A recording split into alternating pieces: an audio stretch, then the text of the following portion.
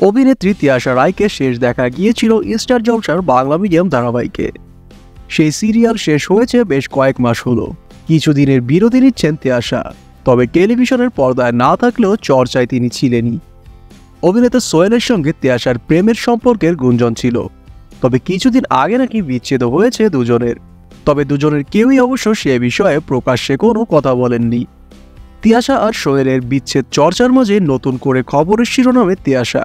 চারদিকে জোর গুঞ্জন অভিনেত্রী নাকি অন্তঃসত্ত্বা। অভিনেতা সুবান রায়ের সঙ্গে তিয়াশার বিবাহ বিচ্ছেদ হয়েছে বহুদিন হলো।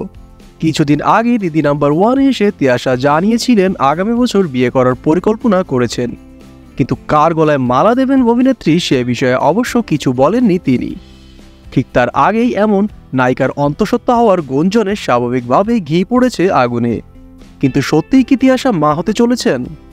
বিষয়টি একেবারেই তা নয়। দিন কয়েক আগে নীল ভট্টাচার্যের সঙ্গে তিয়াশা একটি রিল ভিডিও ইনস্টাগ্রামে পোস্ট করেছিলেন। সেখানে একটি হলুদ আনারকলি পরেছিলেন তিয়াশা। সেই ভিডিওয় পোশাকের আড়ালে যে বেবি বাম্প মনে হয়েছে অনেকের, তা আসলে বাড়তি মেদ। তিয়াশা এমনিতে ভীষণ ফিটনেস ফ্রিক।